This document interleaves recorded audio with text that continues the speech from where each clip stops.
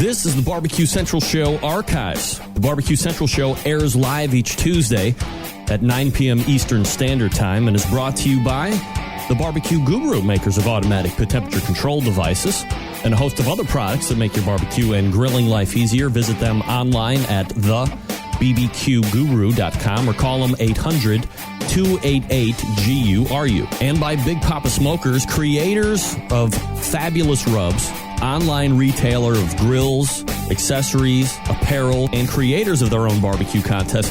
Visit them online at bigpoppasmokers.com. And by Butcher Barbecue, creators of injections and rubs, sweeping the nation, doing well in competitions and in the backyard. You can visit them at butcherbbq.com. And by Stephen DiFranco Jewelers, official jeweler of the Barbecue Central Show.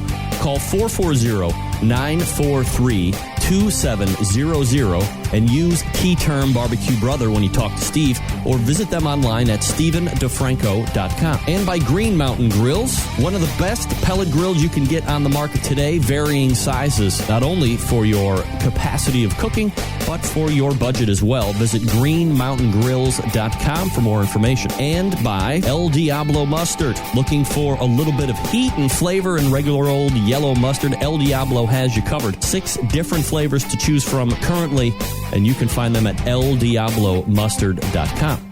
And by CookinPellets.com. Have a pellet-driven cooker? Why not try out some of the best pellets on the market and will not void any of your warranties, by the way? CookinPellets.com is the website. And by Cookshack, a premier manufacturer of electric and pellet-driven cookers, giving barbecue classes located in Ponca City, Oklahoma. Always running some kind of a special deal. Check them out at Cookshack.com. Hi, this is Scott Greenya from Fairfax, Vermont, also known as Scotty DQ, and you're listening to the Barbecue Central Show. So to get that perfect barbecue, you use wood. Are you sure it's safe? Whatever. We put the lighter fluid on, strike the match, and... Oh! Should we call the fire department? That might be a good idea.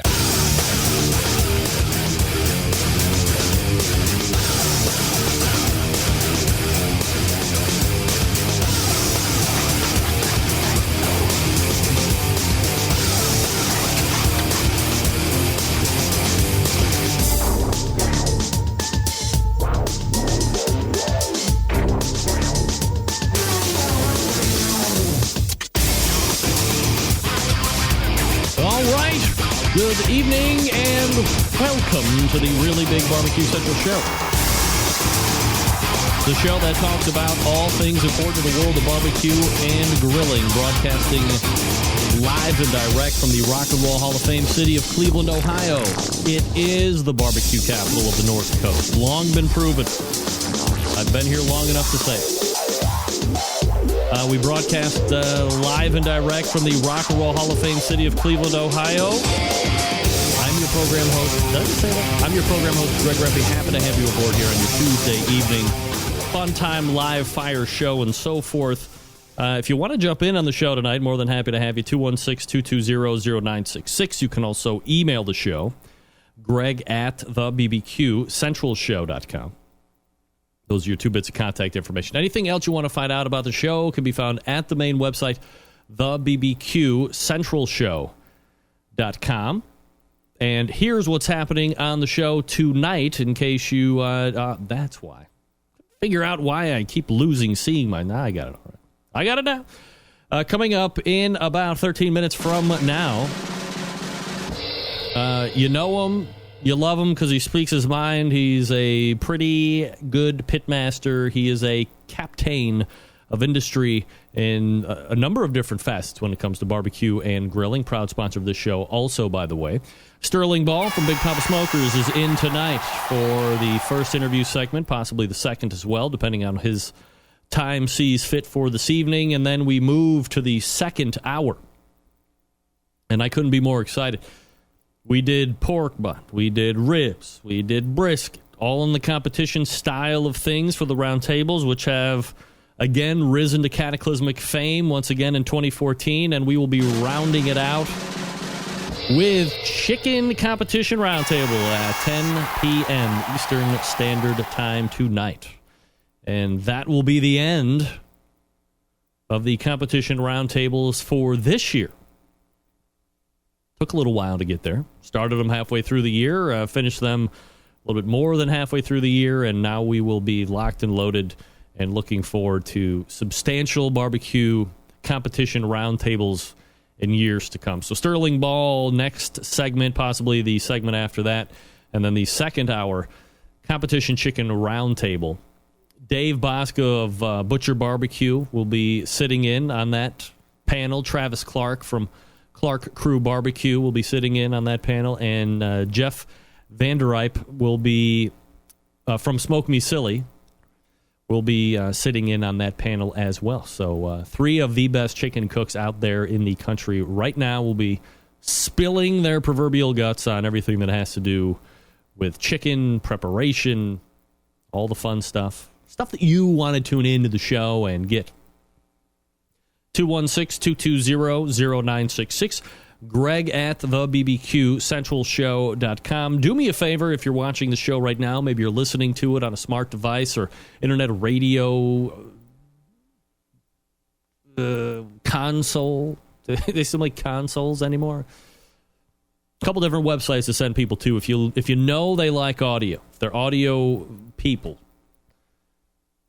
the main website, probably the best, thebbqcentralshow.com. If you like the video side of things, a couple different ways. If you have Internet Protocol television, like Roku or Rabbit TV, go to those app stores and search for Outdoor Cooking Channel. If you find it, download it, and then you can watch the stream live right now from 9 to 11 every Tuesday.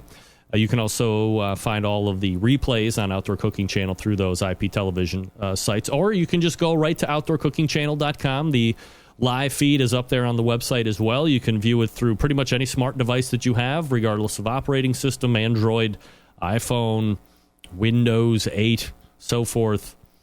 I think Kevin has optimized it for everything to be shown in any platform pretty much more or less. Just make sure that all your stuff is updated. We don't want to hear about it after the fact that you couldn't watch it when it was really your fault because you don't keep up with stuff. If you want to get iTunes subscriptions for the show and the audio, go to iTunes and subscribe to the show. You can also go to my YouTube page, which is youtube.com/barbecue for you. It's listed right down there in the lower third for people watching in video. As I just mentioned, Outdoor Cooking Channel has all the video replays. And, of course, the clearinghouse for anything related to the show, replays. I've started to do blog reviews of places that I've been, eaten, taken in candy, perhaps taken in a libation, writing reviews on places I've been. So perhaps if you're in that neck of the woods, you may or may not want to try it out. Come to the website. Trying to do some blog posting. More or less for a tax write-off. I'm just kidding, IRS. Just kidding. I don't make any. So, as I say each and every week, there's never any reason that you shouldn't actively be missing anything about the show, whether it's live, and the majority of you get it on the podcast. I get it. All right, let's go. Last weekend, I said we were opening up. Stan Hayes was gracious enough to put up a ticket for raffle for the October 3rd heart, rib, and butt class. This takes place at the American Royal. It was open all week. And I got to be honest, I'm pretty unhappy with the turnout for this. It's Operation Barbecue Relief. It's a great prize. Hell, sometimes you don't even have to win the prize. You just make the donation, which is kind of what the purpose is. But, the upshot of the whole thing was you made the $25 donation, and you had a chance at winning a participation in a class that costs $275 to the common folk. So you're going to be saving $250 off of the cover price if you won. And if not, you'd made a $25 donation to Operation Barbecue Relief. Heaven forbid. As promised, I will announce the winner right now. The winner of the Hog with a Heart, the October 3rd class, which is the pork portion, with a $25 donation, running away with this raffle, if I may say so. Gregory Hasty will be attending the class. It's just that simple. He made a $25 donation.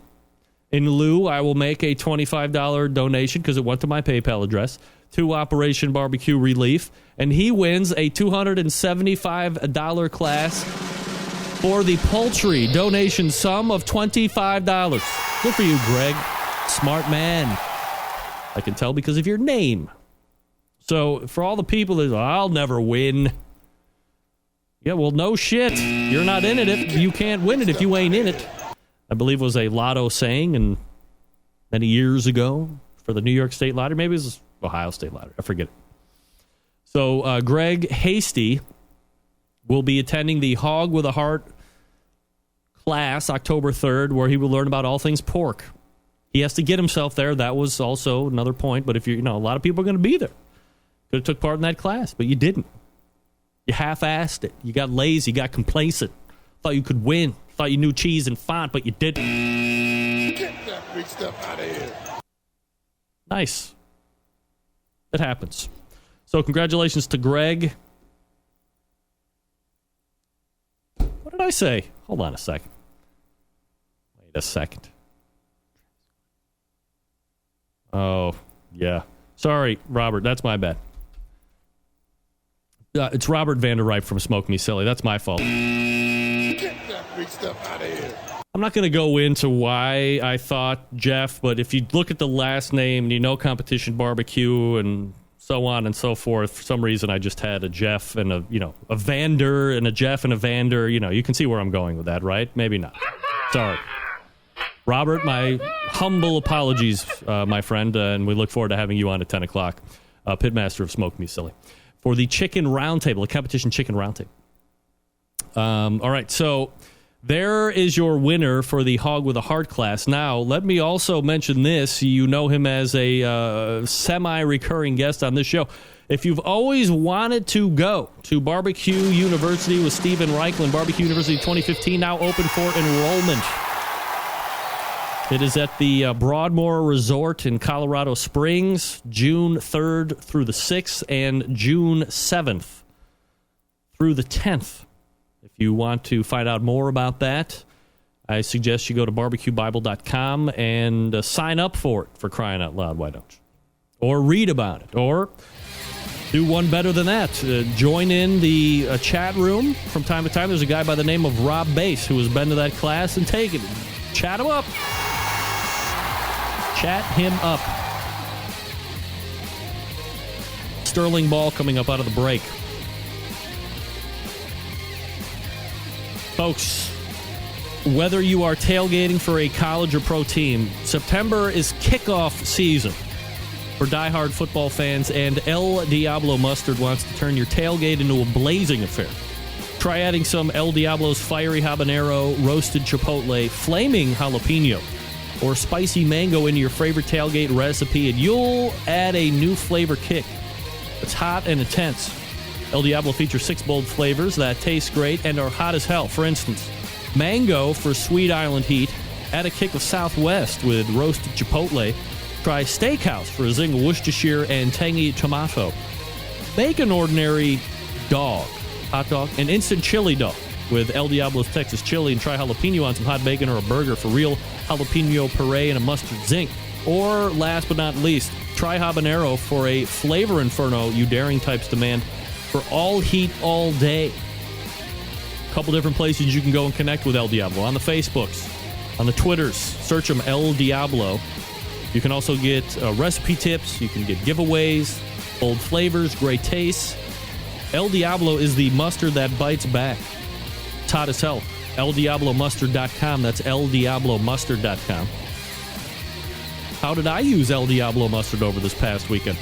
I use jalapeno on burgers because I think, by far that's my go-to, my mainstay, El Diablo Mustard. But that Chipotle... No, it's not Chipotle. Which one is it? Texas chili. That is really growing to be one of my favorites, especially on the wiener.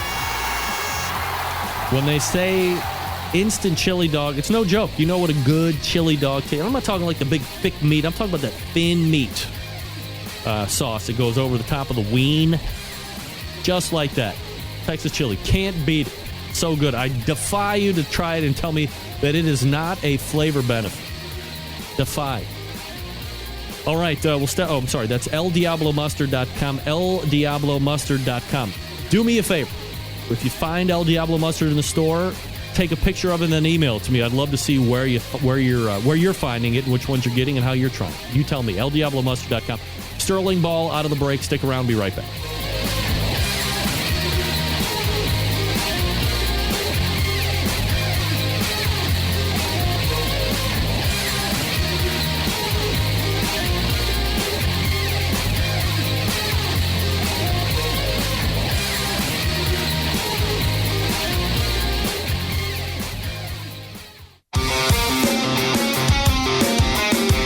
Broadcasting live from the Barbecue Central Radio Network studios in Cleveland, Ohio.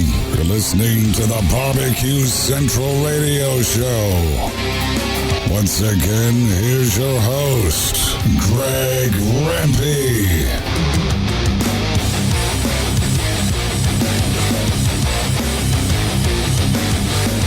We are back. This portion of the Barbecue Central Show brought to you by the Sam's Club National Barbecue Tour. 31 cities, $500,000 in cash to be won, eternal bragging rights. If you win the whole thing, next Sam's event will be September 20th. That's this coming Saturday. Midwest City, Oklahoma will be the place and location. This is the last regional final that feeds those top 10 teams into the national final in Bentonville, Arkansas on September 27th. So it's almost at hand. Oh, my. Keep up with the tour by visiting kcbs.us/Sam's Tour. All right, my first guest in this first hour is a captain of industry in the barbecue world. You know him probably because you're using his rubs. You can also pretty much buy anything barbecue and grilling related at his website. Has two great competitions that he has created and a pretty adept pitmaster to boot. So let's go ahead and race over to the hotline and welcome back pitmaster, Big Poppa Smokers. Sterling Ball joining me here on the show. Sterling, how are you, buddy? I'm fine. How are you doing, Greg? Doing absolutely fantastic, Sterling. Appreciate you taking time for the show tonight. And a couple different places that we can start. And I know you were hoping to broaden my interview skills here this evening, which I certainly appreciate. I love growing internally.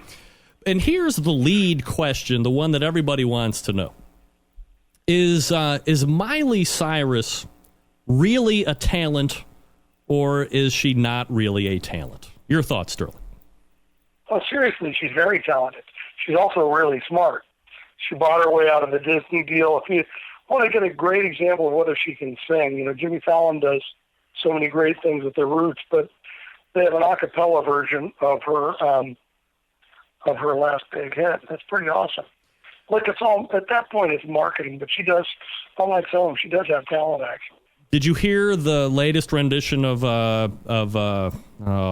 a Led Zeppelin song, Baby, Baby, Baby?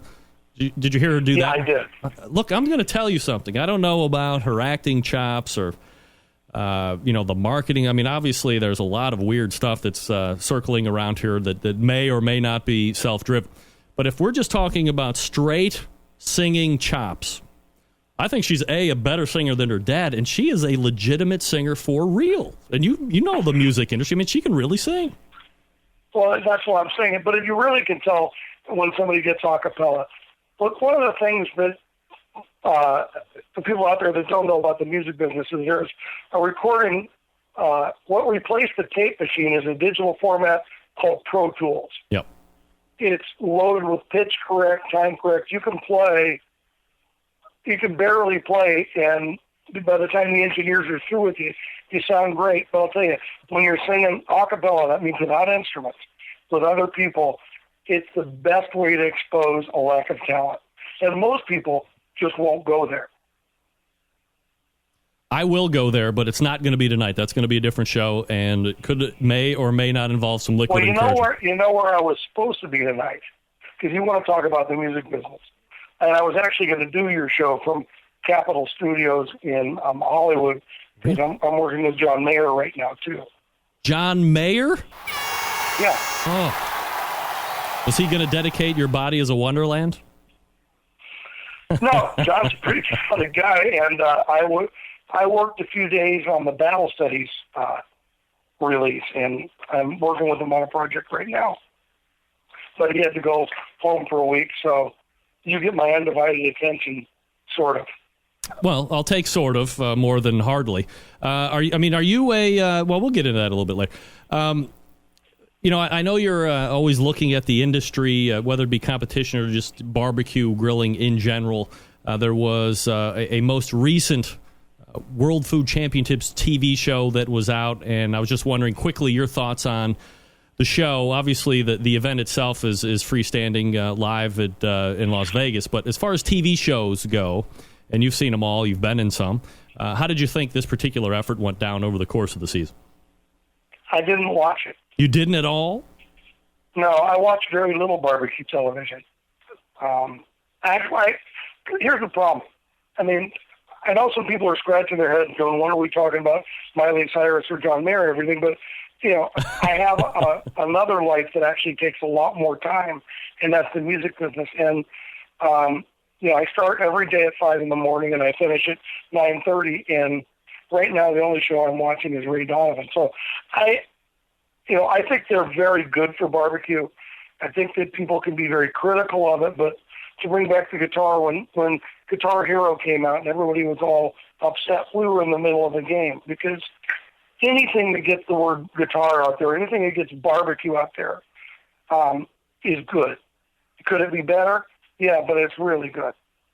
Sterling Ball joining me here on the show. BigPoppaSmokers.com, the website, if you want to check out all of his wares and things that he's up to and what he's selling. Certainly a clearinghouse for anything that has to do with barbecue and grilling.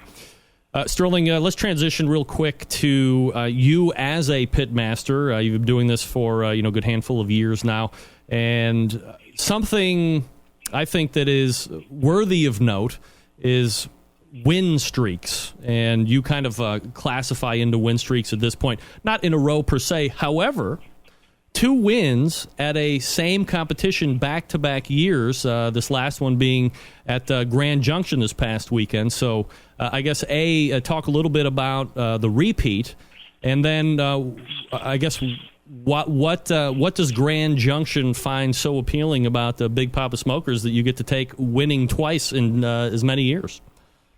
Well, I now call it the great state of Colorado. Okay, because I've been very lucky, and I'm sure someday soon the luck will wear out. I hope it lasts another week, because I'll be in Telluride. Grand Junction, first of all, is probably one of my favorite places to go. Colorado is one of my favorite places to cook. The Rocky Mountain Barbecue Association is, I think, a model for other regional organizations. They have their Judge Fairley program, where they do continuing education for judges. They're really good cooks and really nice people. And so they're the reason why I like to go there. Now, I didn't think I repeated because we had a little chicken issue. And but I knew that I felt very good about my meat. But anybody out there that's competing a lot, you cook good enough to win and good enough to lose, and you really don't know anymore. You stick to your timeline. You try and hit your tenderness and try and build as good a box as you can with what you've made. And then that's, by the way, why I don't go to awards. So I'm never at awards when they happen.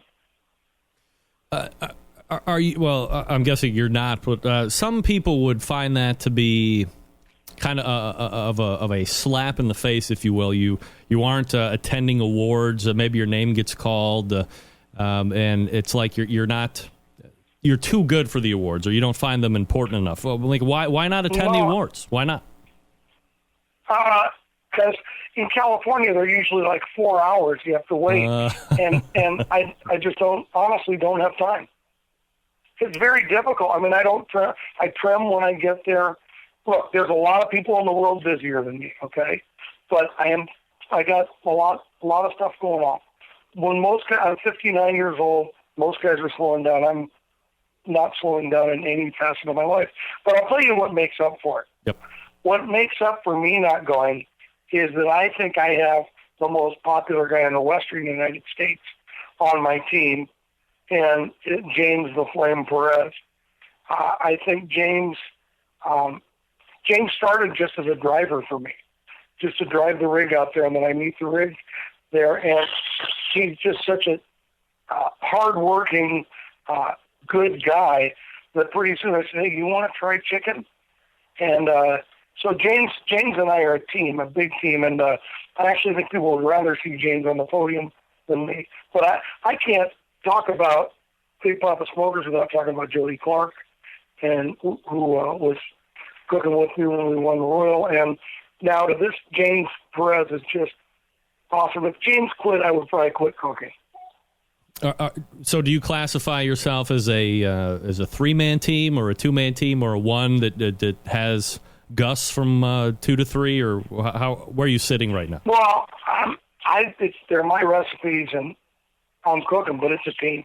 And whenever Jody wants to come, he's got 2 little kids, 2 little babies, but anytime Jody wants to come, he's welcome.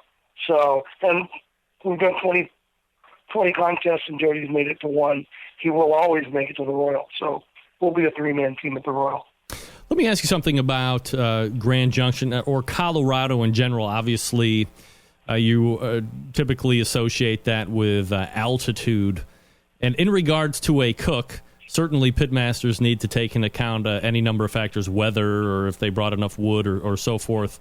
But do teams that don't cook in that environment give it enough forethought to see if there's going to be an actual issue with altitude and how that's going to affect their burns? I haven't really, like I said, I've been exceedingly fortunate in Colorado. So, and I don't change my timeline. I cook the same in Colorado. So, and I don't really worry about wood because I'm cooking on old hickories. And then the chicken on the BPS drum. So that's charcoal, and we have enough with some wood chunks. Do you hear any altitude talk in camp or no?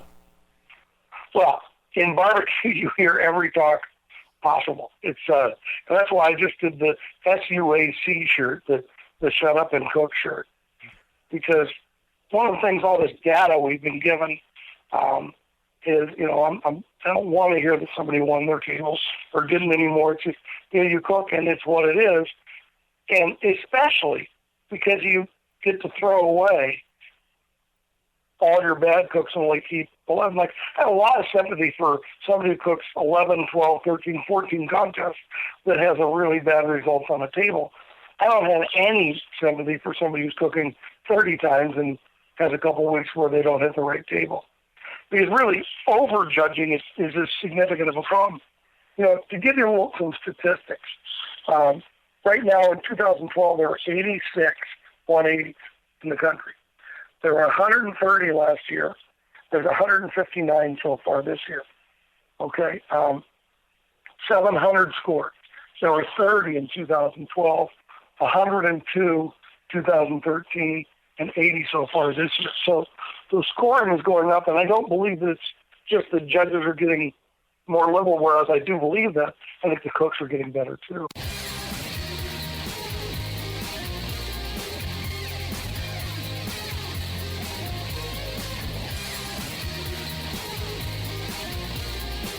All right.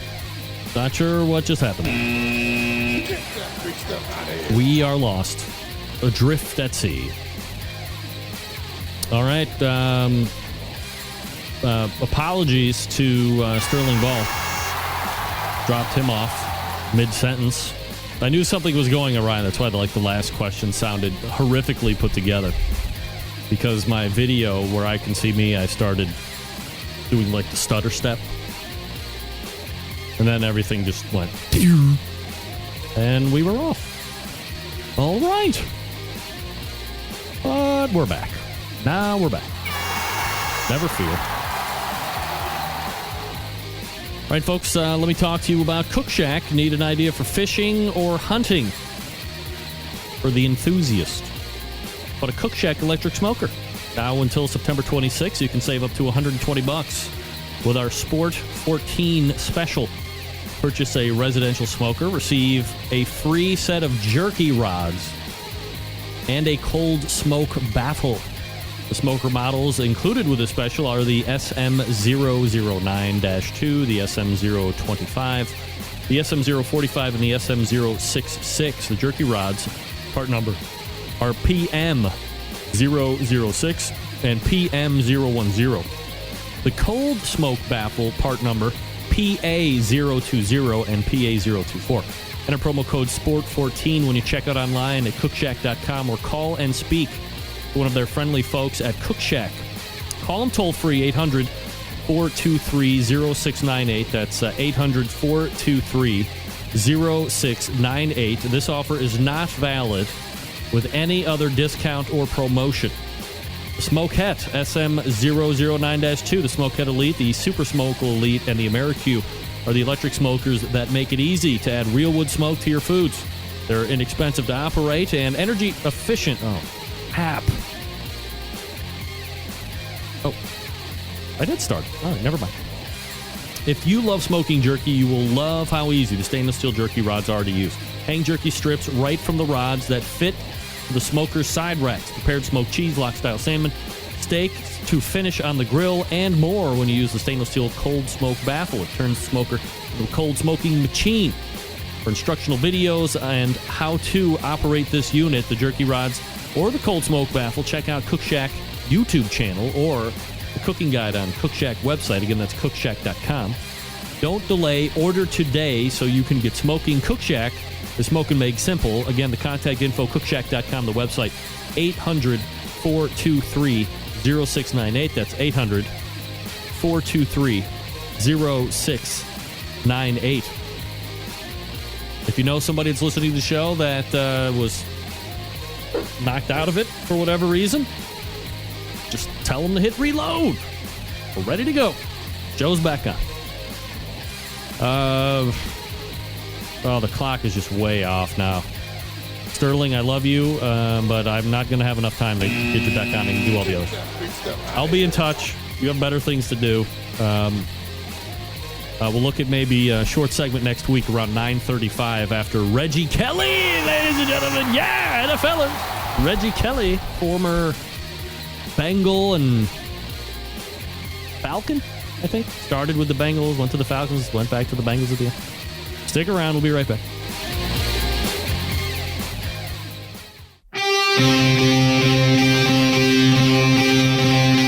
Get in the smoke. Call 877-448-0433 to get on the air. Now, here's your host, Greg Rempe.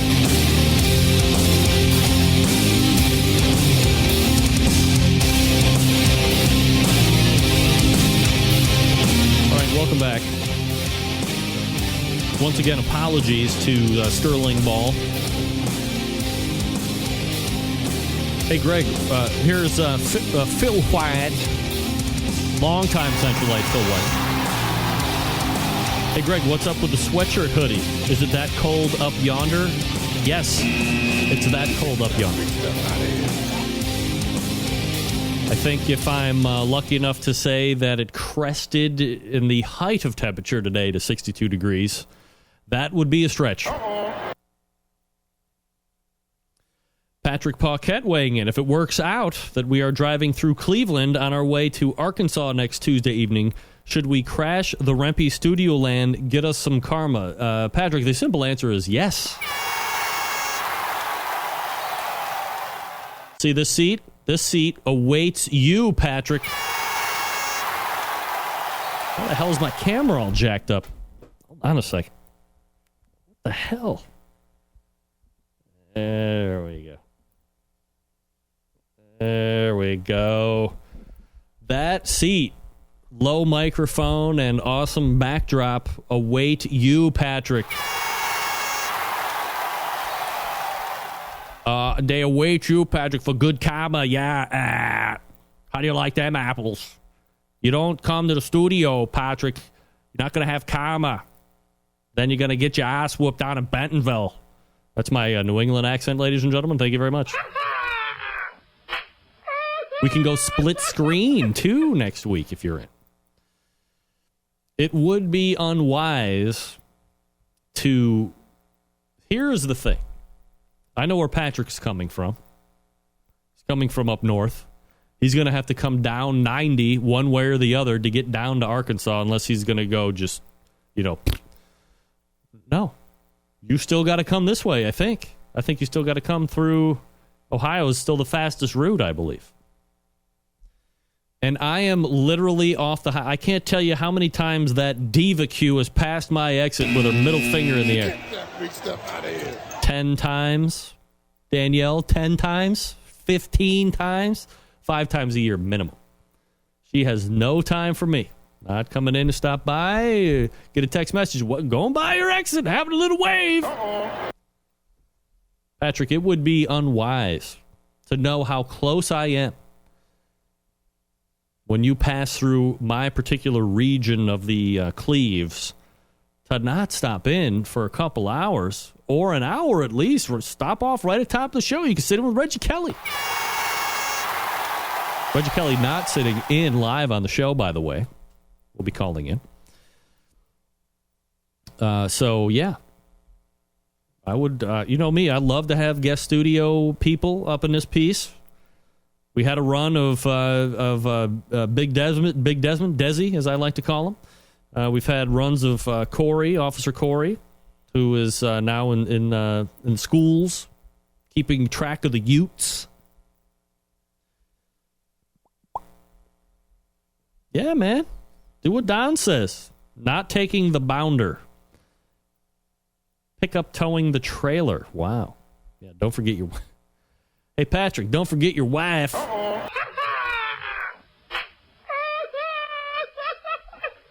Sterling, if you're listening, I'm going to email you after the show tonight. And we'll set you back up. I thought we were going to have to remove. I thought we were going to have to move the chicken roundtable to next week too, but it seems that will pan out this evening. Although, the night's young, ladies and gentlemen. Ain't nobody got time for that. 216-220-0966. Greg at the BBQCentralShow.com are the two ways to get in touch with me should you see fit. Let me look through meat hangover. Observations from the Texas Monthly Barbecue Festival. The Texas Monthly Barbecue Festival hosted a sold-out celebration of all things smoky meats for its 4th consecutive year on a Sunday, drawing the magazine's current list of the top 50 barbecue joints, as well as many highly rated newcomers. The festival is a feast of meat, and more meat. Well, this relatively cool weather and 25-strong gathering of Texas' best masters made for a perfect Sunday meat coma. Might be able to make it, or just strangely voyeuristic vegetarian. Read on for all the hangovers observed. So you have really the best of the best. There's Aaron Franklin. Snows is in there. Pecan Lodge sold out of meat first around an hour after the festival opened to the public. Many of the popular barbecue outlets like La Barbecue and Snows were sold out as well. Franklin Barbecue brought nearly as much meat as they usually do for regular business. They were still serving at 4. Somebody falling off? Newcomer Killen's Barbecue went big. They brought a whole refrigerated truck filled with what Ronner Killen estimated was 3,000 pounds of meat and 2 pits. Wow. Of course, my main man, Texas Monthly editor Daniel Vaughn, Texas Monthly Barbecue, has his branding iron. That's got to be some kind... I mean, can you imagine? How do I get to go to this festival? Daniel, I get you on this show. You can't hook a brother up? I mean, what's going on? I want to go to meat coma. I want to have a meat coma. Anybody in Texas go to meat hangover? Hey, here's news. This guy's been on the show a couple times. Has a line of successful rubs. Plowboys Barbecue signs lease for Town Pavilion location. November opening date. Boom! Todd Johns, bring it strong. Todd Johns, the competitive barbecue pitmaster and the owner of the 1-year-old Plowboys Barbecue restaurant in Blue Springs, Missouri, We'll open a second location in downtown Kansas City later this year in Town Pavilion. That's Quad 1's Main. Our focus there, John says, will be lunch business. Town Pavilion has 2,300 people each weekday. That's like a small town. The space will be an opportunity to cater to the lunch crowd, create box lunches, and cater business lunches. We don't expect much business after 2. But we're going to stay open until 5:30, at least at first, to see if downtown workers might like to pick up something for dinner on the way home. If it's one thing I know, if it's worth picking up and taking home, it would be worth staying open. It's a good business decision right there. Leaving the options open. Because Johns won't be able to have a smoker on the property, he'll be importing his meat selection from his Blue Spring store every day. And even then, meats that require long smoking times like ribs and burn ends will be offered as special 2 days a week. So can't get ribs all day. No. Get that big stuff out of here. I should have Todd on to talk about how he's going to set that one up. Obviously, there's going to be hold involved. Pre-cooking of meats, proper holding, and having a succulent end product that isn't going to potentially tarnish anything that the big store has. Don't want that. Heaven forbid. There's business to be had in the neighborhood, John says, and with so many workers down there, the dining traffic should be very good during the winter months, which is when I'm less busy at my Blue Springs location. The Downtown Plowboys will feature 54 seats and a Chipotle-style cafeteria line for customers to choose the ingredients on their sandwiches or wraps. Yes, there will be barbecue wraps. I'm working on one now with barbecue chicken and avocado. Let me just tell you something. Anything with avocado, win it! Yeah, yeah. Maybe I've told you on any number of occasions that the best thing that my wife ever invented in recent memory is avocado butter that is a topper on steaks. Oh, my God. I swear I could spoon it on white bread and just eat it, even over whole grain or everything bagel. This avocado butter, or avocado butter, is sublime. Sublime. So good. Don't worry, Sterling. I know you're just warming up. Let's save it for next week. It's just bad timing. This is what happens when you have the live show. You do a podcast or whatever. Ooh, damn it. I meant to mention. I had Scott Roberts on last week. We were doing the barbecue and sauce rub review. Was that last week? And I was a guest on the Firecast finally. Yes. That will be hitting the airwaves, doing air quotes for the audio people. That will be hitting the airwaves this week, I believe. I'm going to ask Scott if there's some way I might be able to actually post his feed on my feed so it shows up in the Barbecue Central thing. But, you know, rare is the time where you get to hear me have the tables turned and me get interviewed. Hear history about the show, about how I got into barbecue, what I think about other platforms to do live shows, other barbecue podcasts, stuff like that. We talked about it all. I don't know. I'll be interested to hear how it gets edited out or down, or maybe it doesn't. Maybe it was just solid gold for as long as I was on there. Who knows? Very, very well could be. All right, quickly, the Guru, automatic temperature control devices, thebbqguru.com, 800-288-GURU. A complete line of those. Check them out. We can do it together. Barbecue Guru, Warminster, Pennsylvania. You know who they are. Longest running sponsor of the show. TheBBQGuru.com or 800-288-GURU. Ask questions. They will help you. And we reload for the competition chicken roundtable right now.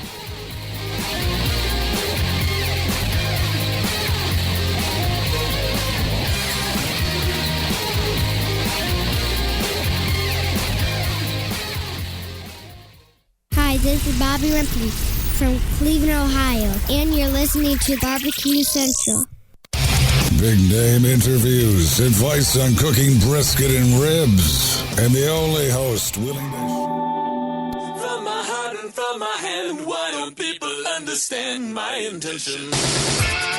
Happy to have you aboard here for the Really Big Barbecue Show.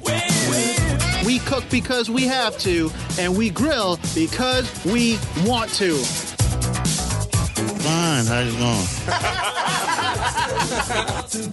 You have a great show. I'm a big fan. So what seems to be the problem here? This man looks like he's dead, and he's in the crackle. Charbono! It's all about the Charbono, dude! Succulent fish. What? He ate 54 wieners. But listen, Lavernius, shake a face.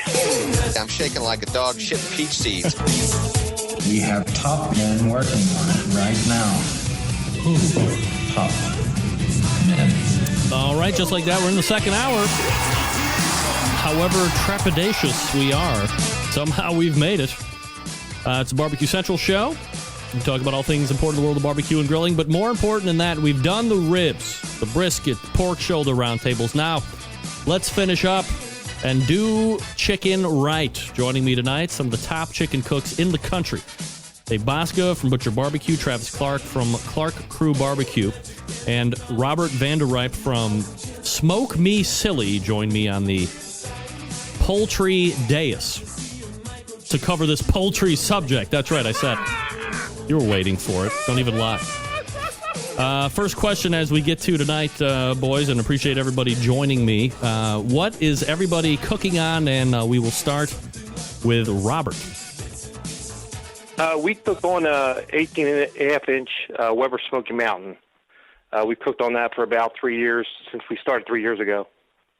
All right, so that's interesting. You always hear about the people that, well, I think everybody's at least got one hanging around, or that's what they started on. You've been doing it for 3 years. Have you given any thought into moving up to something else, or you like the tried and true Weber Smoky Mountain? That's where you're going to be sticking with from now on? You know, we've been doing so good with chicken lately. I'm not quite brave enough to switch up to anything else right now. All right, let me ask this question, Robert, and I apologize for maybe not asking the right question. Do you use the Smoky Mountain strictly for the chicken, or is that the main cooker regardless? The 18.5-inch is the only thing I use for chicken. All right. So you use it. You have a different cooker for other stuff. I do. Okay. What are you cooking on other stuff? Actually, I have two 22-inch WSMs, and I have a Yoder pellet cooker. Perfect. All right. Dave Bosca, what are you cooking on? Cook on the FEC 100s and PG 500 from Cookshack. PG. All right. Cookshack. We love Cookshack here. And last but not least, Travis Clark from the Clark Crew Barbecue team. We cook on a Jambo. Oh, always one of you guys in the crowd. Travis, I'm interested. What did you start with? Did you start Jambo, or did you work up to Jambo?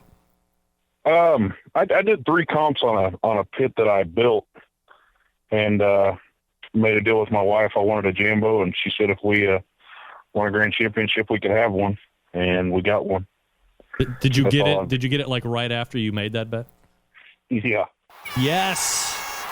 You're like, yeah, honey, whip out 15 G's. It's not quite that nice.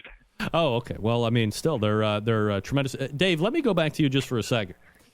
Had you ever cooked on anything other than the pellet cookers, or is that something that you've always been party to? Not in competition. I've got other smokers around the house, but in competition, it's just been pellet cookers. All right. Dave, let me stick with you for this one, and I guess before we get into the meat of the conversation, are you using any kind of well, you're using the pellet cooker, so you don't use any other auxiliary control device or anything, just the regular IQ stuff that's on the cooker itself, Dave? Correct. All right. Travis, are you using any type of a pit minder or guru or stoker or anything like that? No, not at all. And Robert, any type of a automatic pit temperature control device? Oh, definitely. I use a BBQ Guru. I got something for that. BBQ Guru. All right. Is that something that you had started out with, or did you grow into a Guru?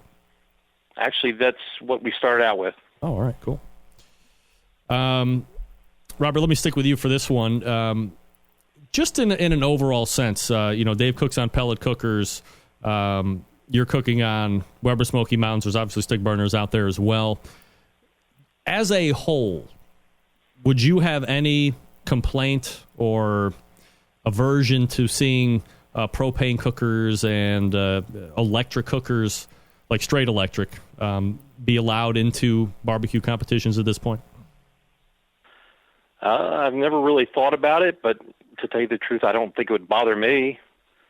I mean, it's not just the cooker. You got to know how to cook as well. Dave, would you be open to having any and all cookers into barbecue competitions at this point, or do you like the way it is right now? I've got 2 electric Southern Prides here at the house also, and I'm going to tell you, I'd say welcome them all, because I know what they cook like, and the wood-fired items just cook that much better. So I don't think that they would make a dent in the winner's circle. Travis, do you have any problem opening up to any and all cookers in competition barbecue, or would you like to keep it pat where it sits?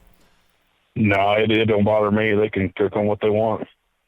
Are you in agreement with Travis and Dave as far as the ones that are wood burning providing a better product overall versus just a gas or an electric? I don't know. I mean, I think if a guy can put out the same product on gas that I can on mine, I mean, power to him. I mean, I don't know. I used to think it, when I first started, I thought everything was cheating. I thought pellets was a cheating way of doing it. Then once you really get into it, you find out that that's pretty naive how good a cook those guys really have to be.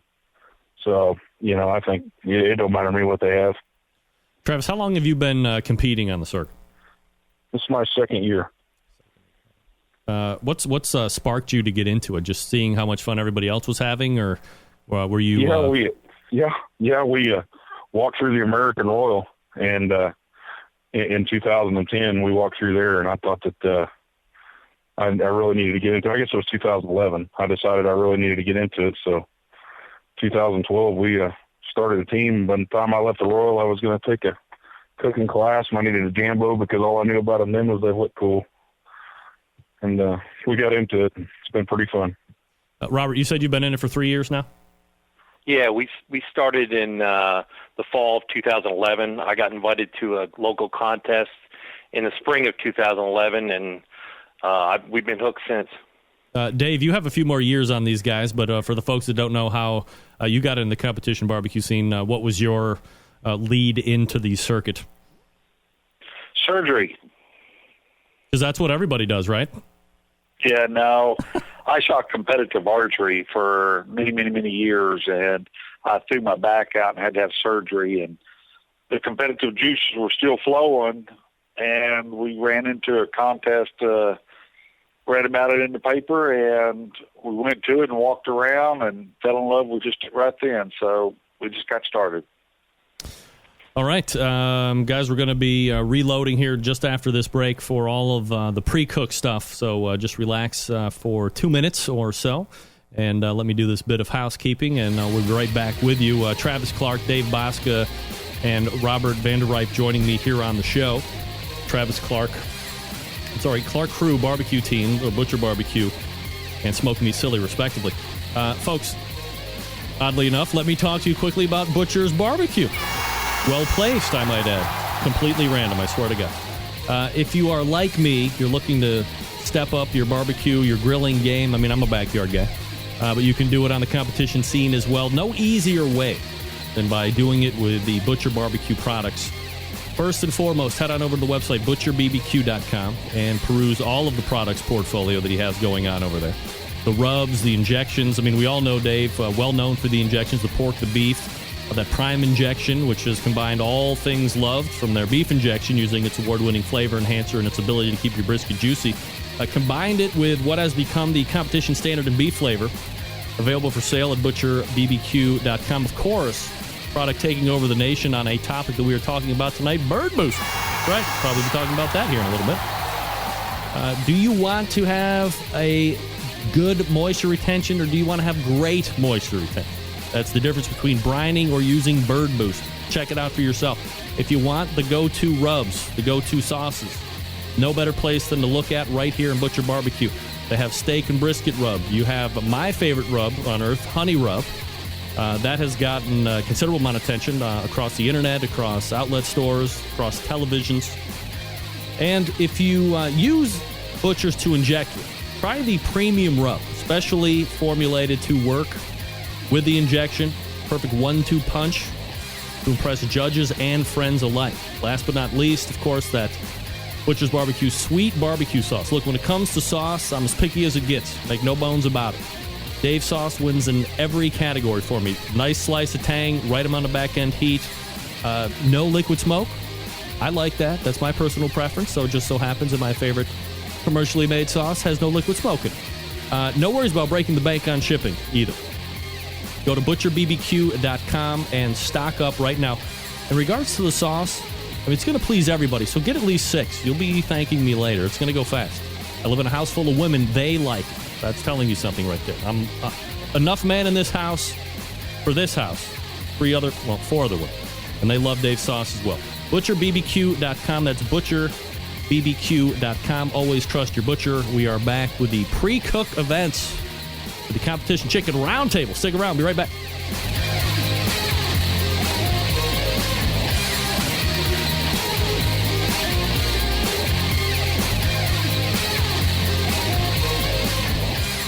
Broadcasting live from the Barbecue Central Radio Network studios in Cleveland, Ohio.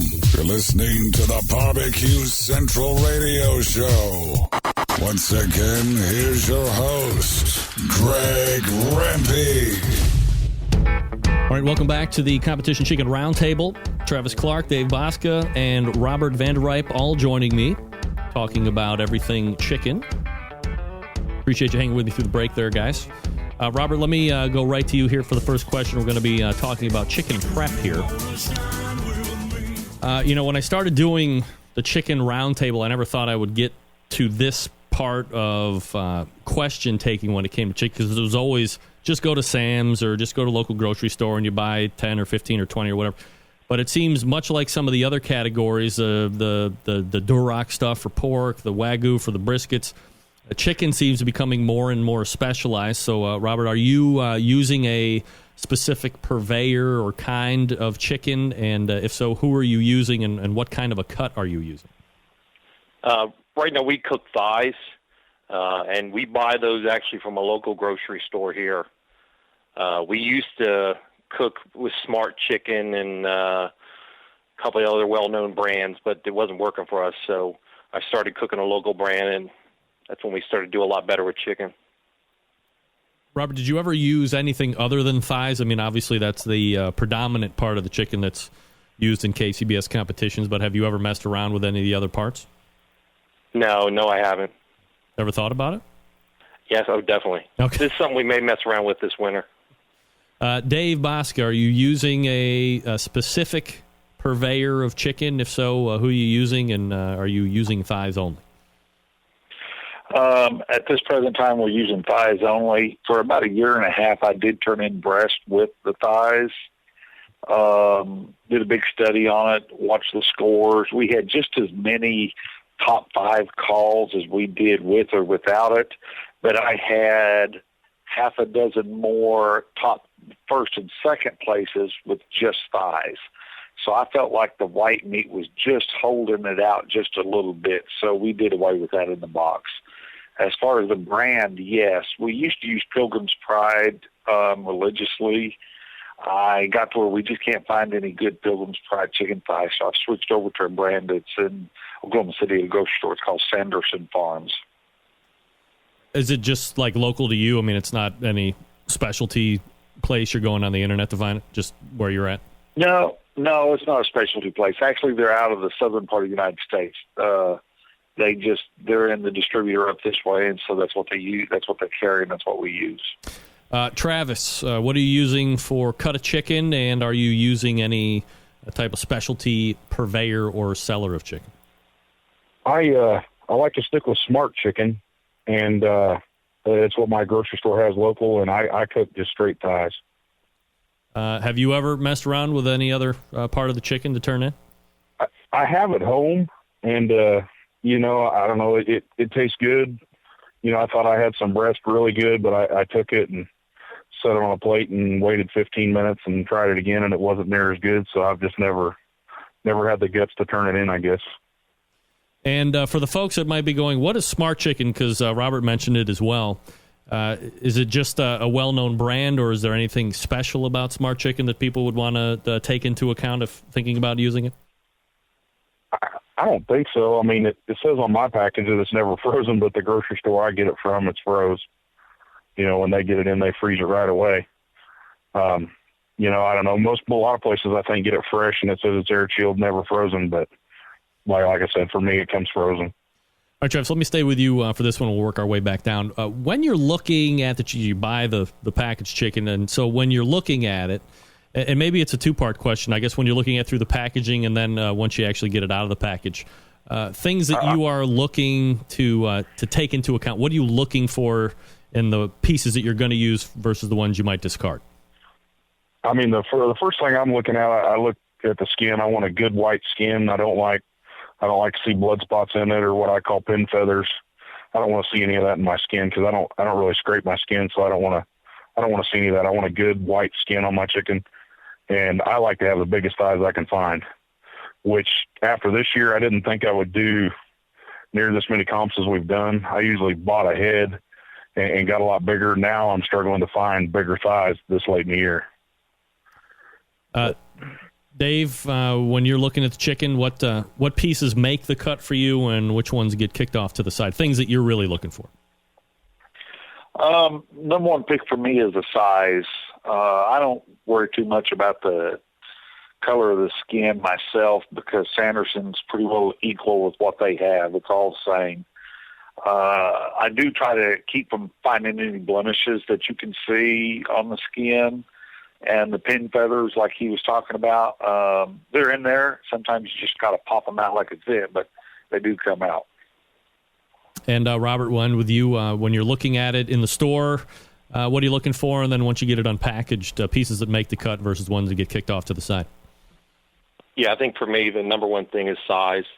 I try to buy 4-packs, and they have to be at least 2 pounds, the 4-packs itself.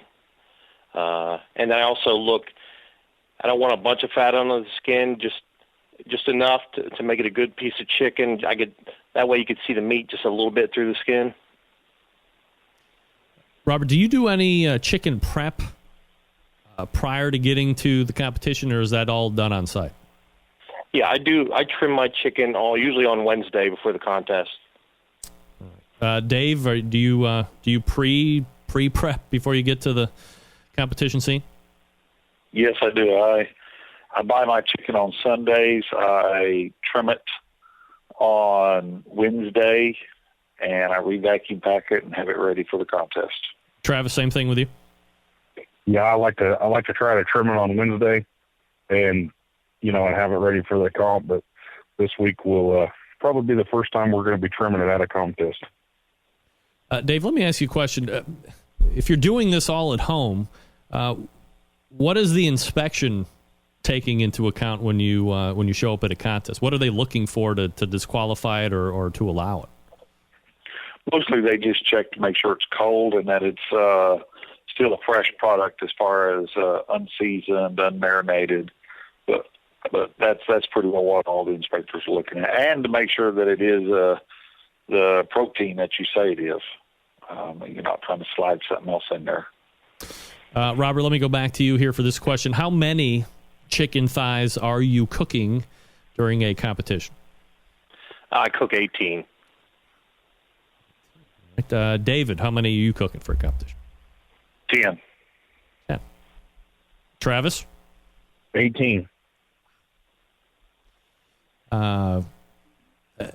Travis, let me ask you, we'll go back down the line here. You're doing 18 now. Is that a number that you have found that works best for you over time? Has it always been 18? How does that, or has that number fluctuated at some point? I always do 18 because I cook in half pans and I put 9 in each pan. That's what fits. I go 3 wide, 3 deep. in 2 different half pans. Are you turning in 6? Yes. Dave, you're cooking 10. Has that number fluctuated over time, and 10 is best for the program now, or is that the one you've always done?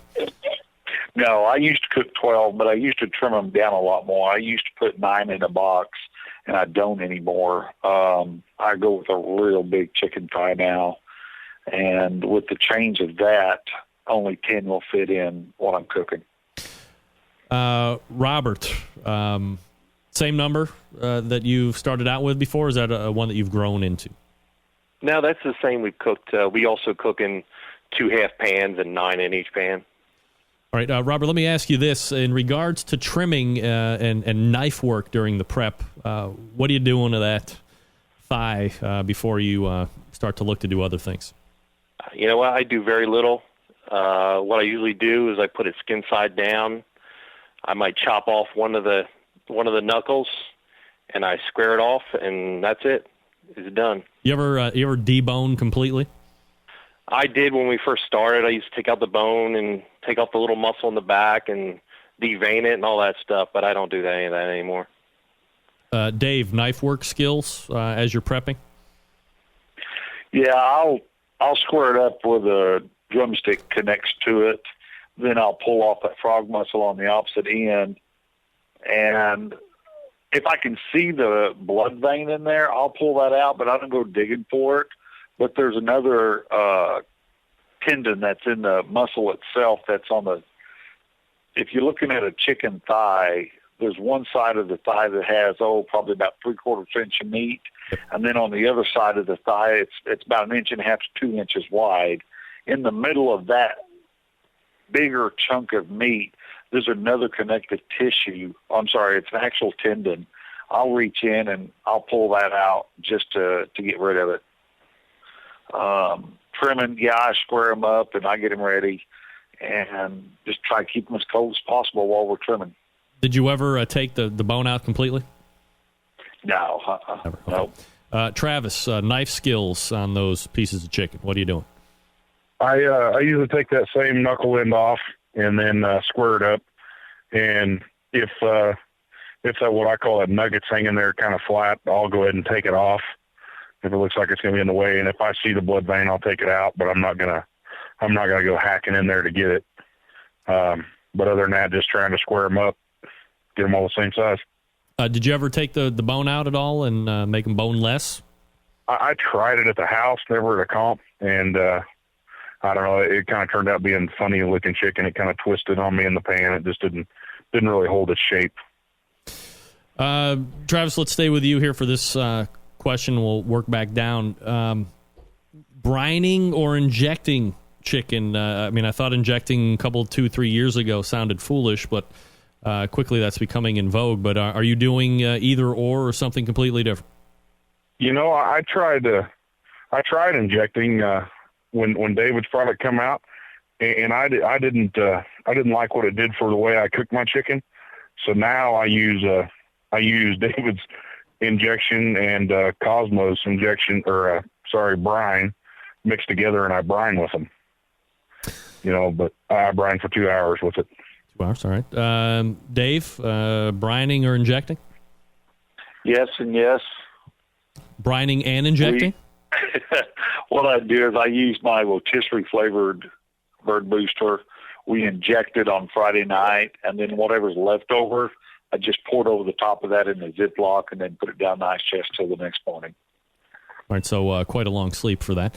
And Robert, brining or injecting chicken thighs, or perhaps like Dave, both? Actually, we don't do either. Nothing? We do nothing. Really? No. He's clean, ladies and gentlemen.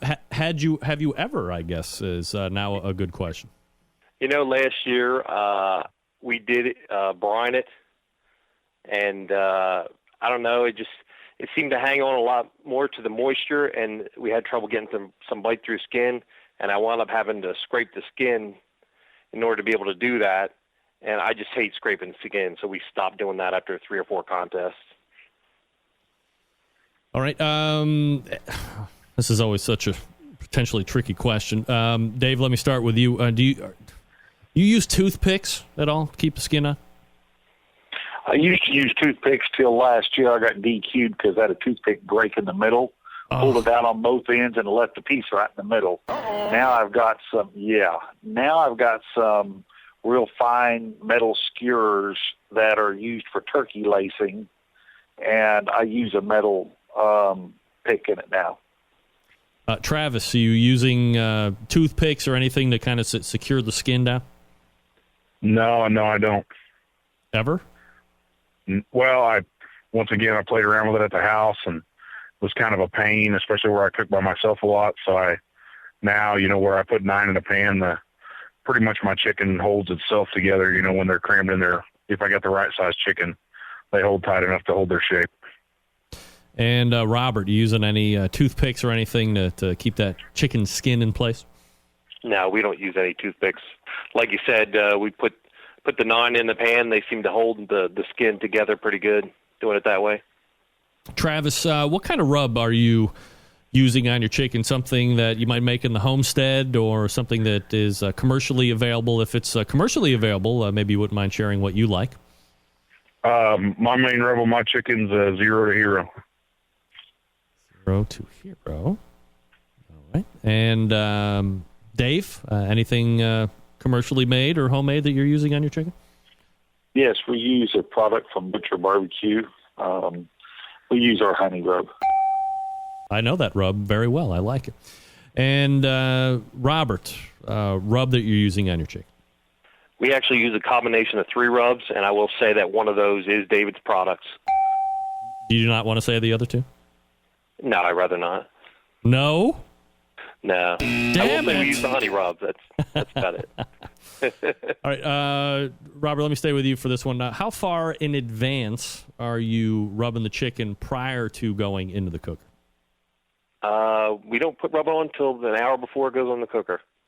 Hour before, you said? Hour before. Okay. Dave, how far in advance are you rubbing the chicken prior to going onto the cooker? Same thing. All right, hour before. Travis, are you deviating? No, mine would be about an hour and a half, pretty close to about an hour and a half. All right. Let me just ask for fun and growth. Is that a time that you've learned that's the best that works? Had you done it hours and hours in advance? Had you done it like 10 minutes before and threw them on? Or how has that process changed since you had started? When I first started last year, I was doing it the night before. And I just didn't care for that, I guess.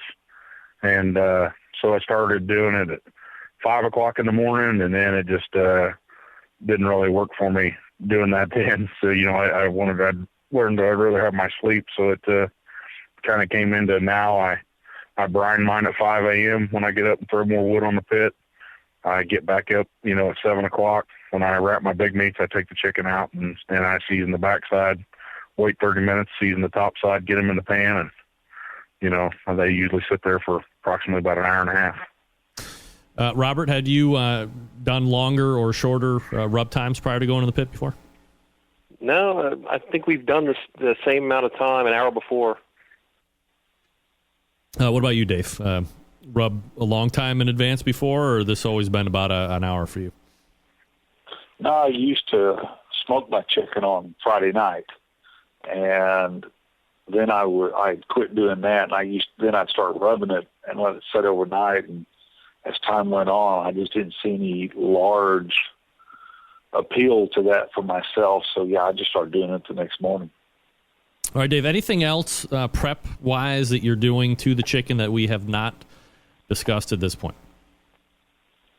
It's not that I can think of. No, nothing particular. All right, Robert, anything else that you do in the prep form before we get into the cooking section? No, that's about it. All right, we'll end with you here. Anything else that you're doing in the prep before you get ready for the cooker? The only other thing I would do other than that, once it's in a pan, is cut my butter up to go in there with it. Butter cutting. We'll get into that here, I'm sure. All right, guys, sit back for another quick break. We'll get into the actual cooking of the chicken. Travis Clark, Dave Bosca, and Robert Van Der Ripe joining me here on the show. Folks, public service announcement. Pay attention. Barbecue brothers and sisters from one of our own show sponsors, Stephen DiFranco of Stephen DiFranco Jewelers. That's right.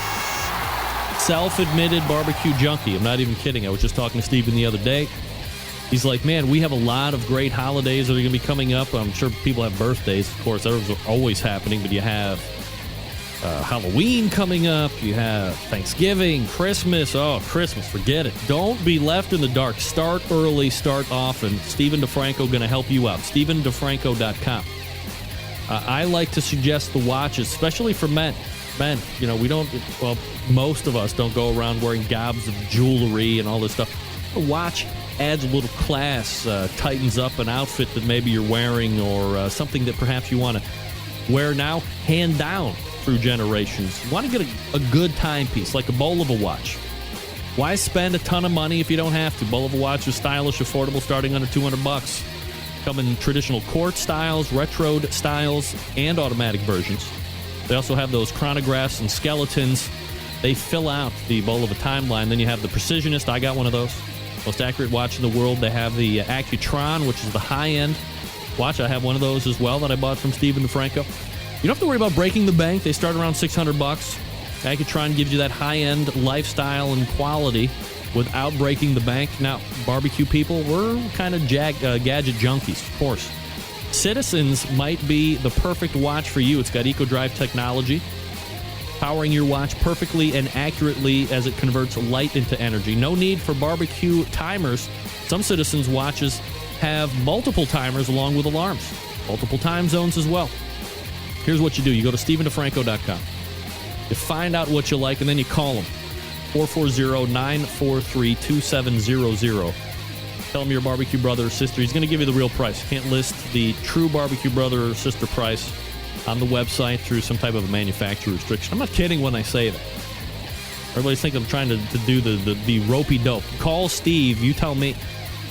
StephenDiFranco.com, 440-943-2700.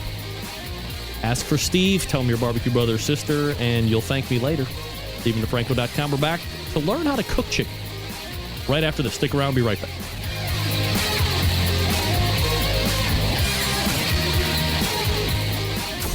Big name interviews, advice on cooking brisket and ribs, and the only host willing to share his honest opinion on all things important in the world of barbecue. It's the Barbecue Central Show.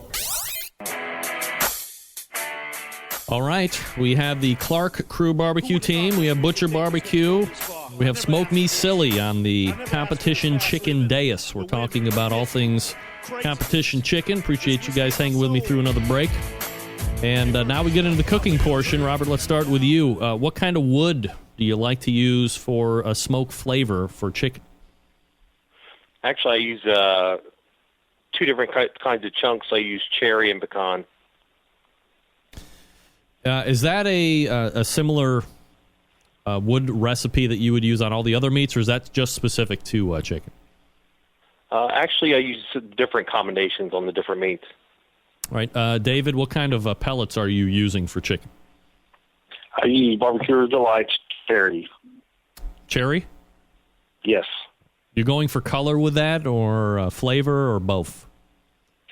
The heat that I'm cooking at, it's all color. And Travis, what wood do you like to use for smoke flavor for chicken?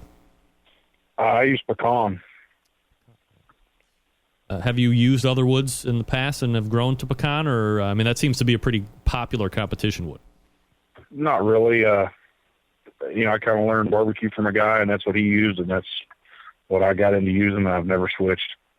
All right, Travis, what temperature do you like to keep the pit at when you're doing chicken? I cook everything at 275. Everything at 275. All right. Dave, temperature of the pit? Well, if I'm cooking the FE, 260. If I'm cooking in the PG, it's 350. Right. Just because they cook differently than each other? Two different pits, two different ways? What's the mindset there? No, I use both of them for chicken every contest. I used to cook them. I had a Yoder before, and I'd do the chicken in that at 430 degrees, and they take about 22 minutes. but I switched, and I'm actually starting them in the FE, and then I finish them in the grill. Got it. Robert, what temperature do you like to keep the pit at for chicken? Yeah, I always cook at 270. 70. All right, we'll stay with you, Robert, for this next question. During the cooking process, are you basting or mopping or spraying or anything like that? No, before I put them on the cooker, I usually put a tab of butter on the top of each piece of chicken, and that'll go in the cooker, and it'll stay on there for about an hour. And then after that hour, that's when I cover it with foil. Dave, are you mopping or basting or spraying or anything like that during the cooking process? No, I do cook in a pan, and the pan has a lot of stuff in it, but I don't open it up and spray it or do anything like that. And Travis, spraying, mopping, basting, anything like that? No, we just set some butter. All right, so in regards to the pans, let me quickly go down the line. Travis, are you? Is it just foil pan, or have you ever messed around with that muffin pan thing that everybody was freaking out over when Myron Mixon did it one time? No, just a foil half pans is what I use. All right, and it's just butter in there? Yep. All right, Dave, have you ever used the muffin pan deal? Did you buy into that at all ever? No, never did use a muffin pan. Right. I use a red cake pan. A red cake pan? Yeah, red just cooks better. All right. I was going to ask what the benefit was. That's a good benefit. What's in the pan? Is it you using butter, using a mixture of stuff? What do you like to have in there?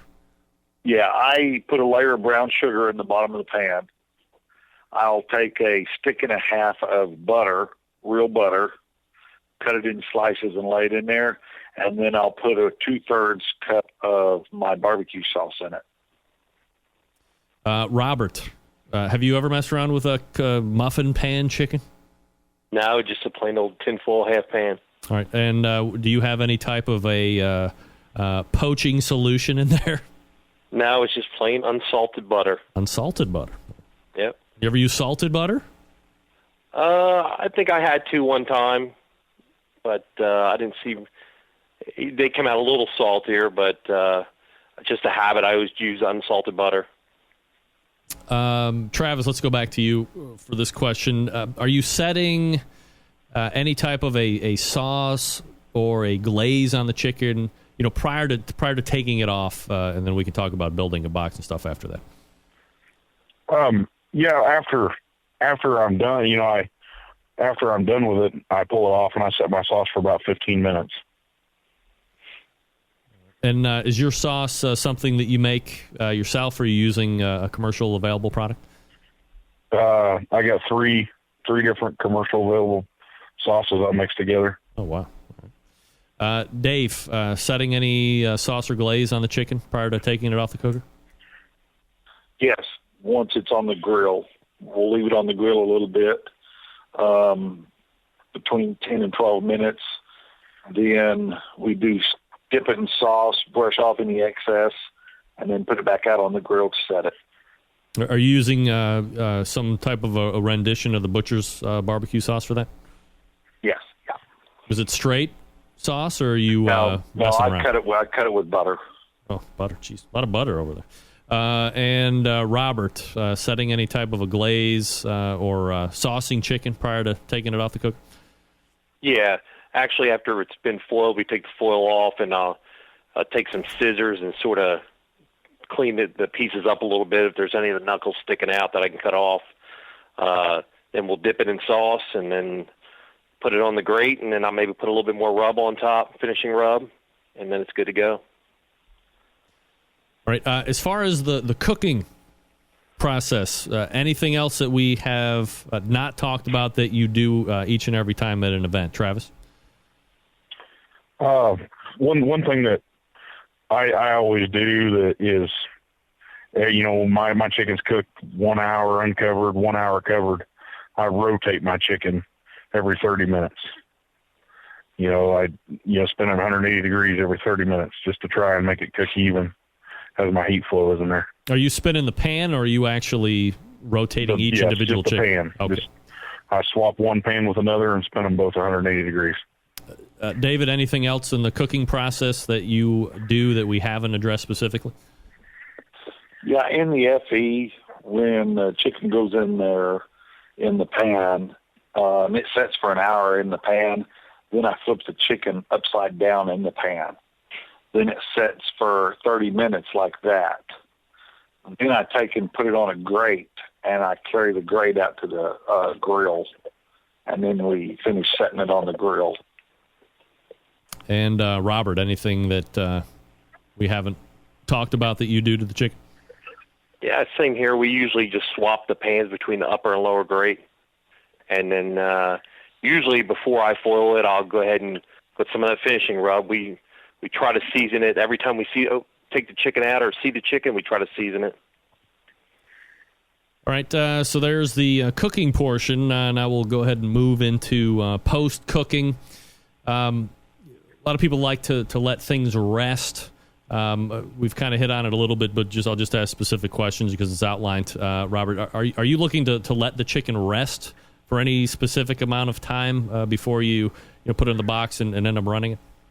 No, we don't. Actually, we take it off probably about 2 minutes before the turn-in window starts. I pick my 6 out real quick, and again, we season it one more time with some finishing rub, and it goes right in the box. Dave, allowing for or wanting to have the chicken rest at all prior to get going? The only time that chicken needs to be resting is when that lid's closed and it's being carried. Other than that, it needs to go to work. All right. Travis, allotting for any type of a rest period prior to get going? No, my chicken should be in about 5 minutes before the window opens. It's about 11:50. I like that chicken done and in the box as quick as I can. Gentlemen, I'm remiss in asking this question. It's because I'm a horrific interviewer. I apologize. Struggle through the interview with me. Travis, finishing temperature internally for chicken, what are you shooting for? I got no idea. I don't tempt my chicken, but if... Ever? It's got to...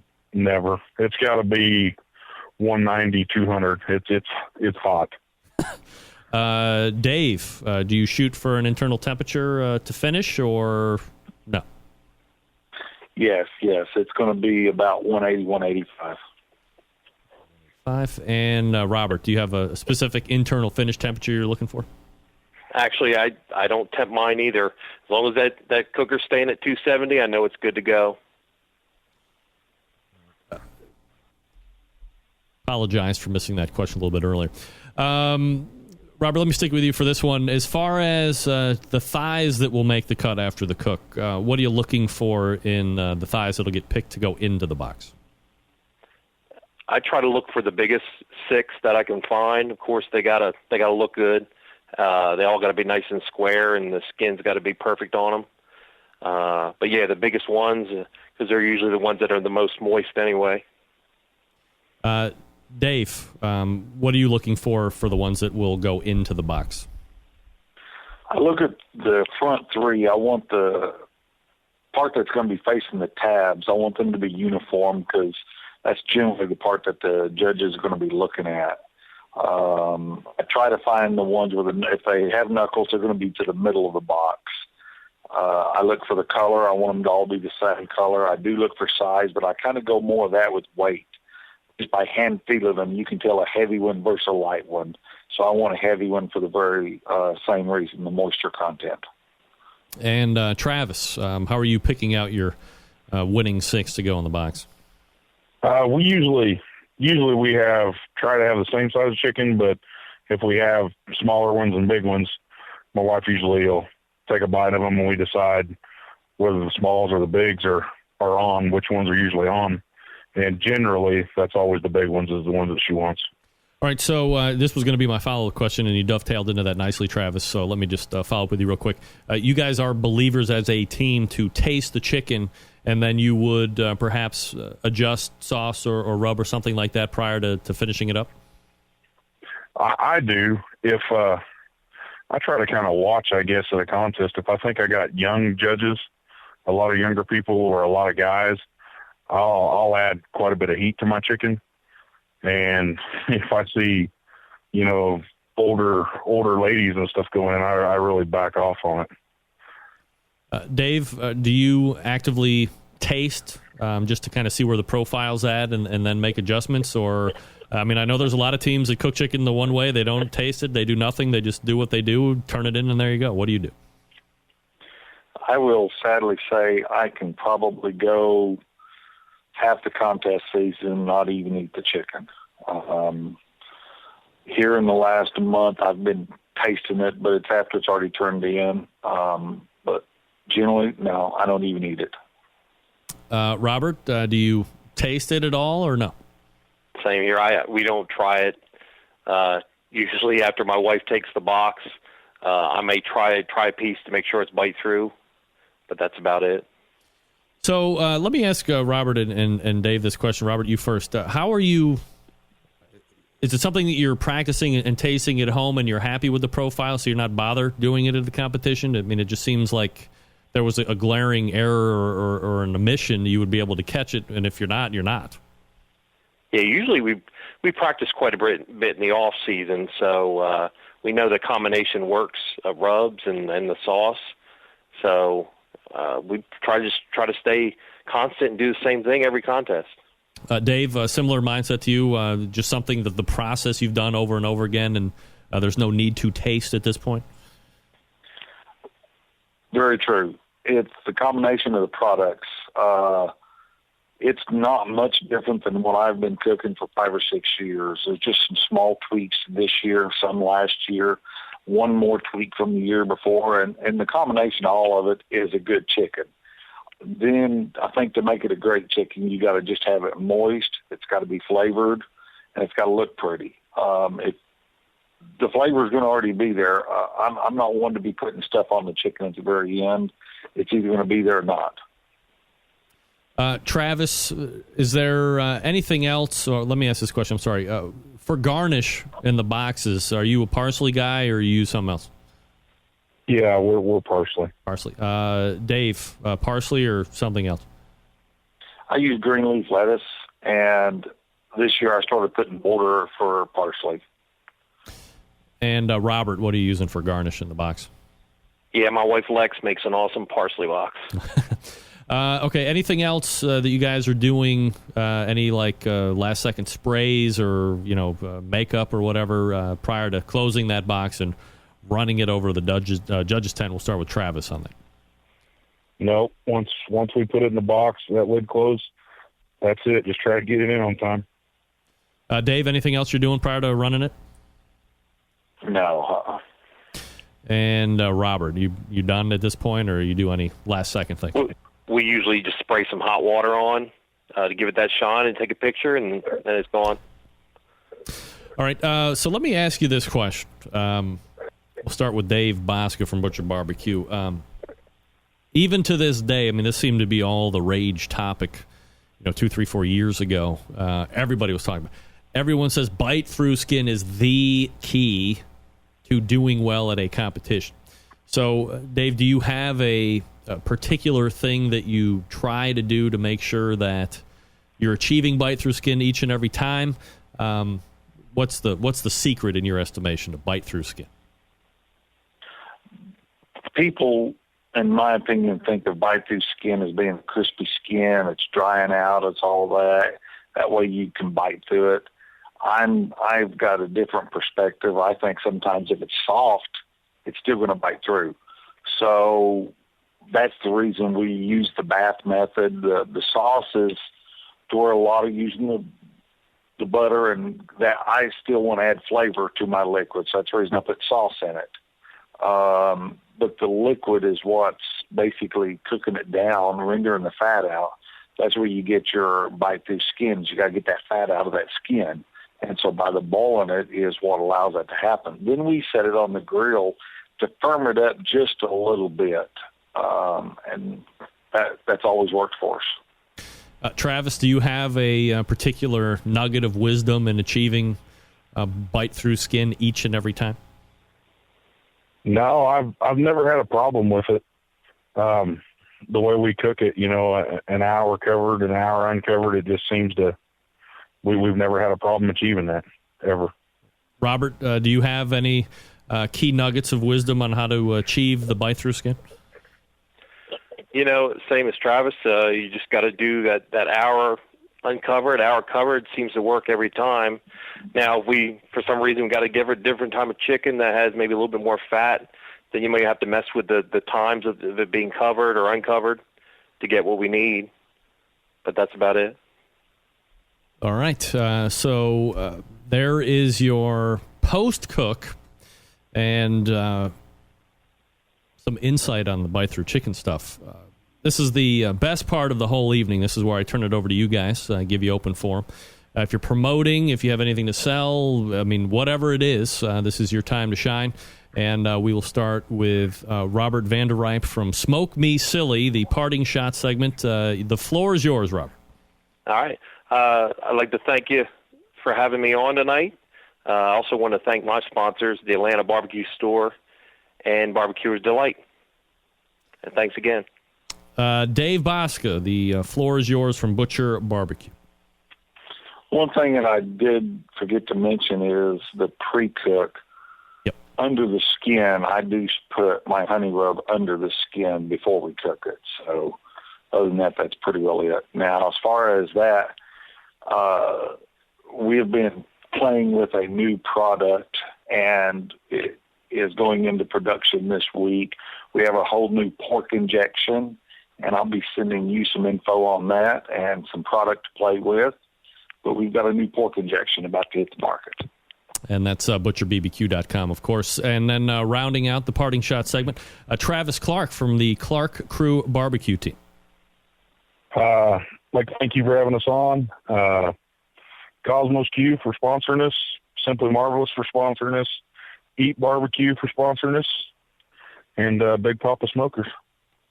All right. Once again, Travis Clark from Clark Crew Barbecue Team. Robert Vanderripe from Smoke Me Silly, and Dave Bosca, Butcher Barbecue, the competition chicken roundtable guys. Continued success, and thanks so much for coming on tonight. Really appreciate it. There they are. Thanks, Greg. Thanks, Greg. Look at these guys. And here I thought this show tonight was going to be lost in the first 20 minutes of the show because my internet dumped. Like a hot chick to an ugly boyfriend. Beat it. Get that big stuff out of here. Folks, if you didn't know, Big Poppa Smokers is the one-stop shop for anyone interested in barbecue, featuring a comprehensive selection of all American-made grills, spices, sauces, accessories, even a kit that gives you everything you need to make a world-class smoker out of a 55-gallon drum. Big Poppa Smokers has made a name for itself by making an award-winning line of championship rubs.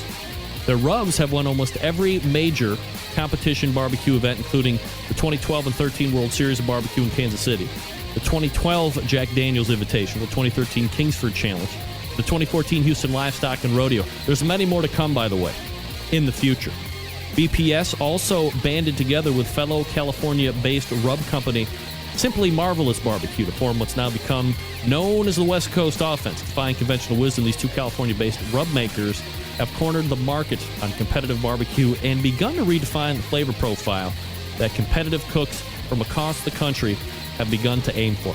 They've even created two of their own unique competitions, King of the Smoker, which brings best of the best in barbecue head-to-head in a back-to-basics competition. King of the Smoker is unique in the fact that contestants may not use electric devices such as pellet cookers or pit minders.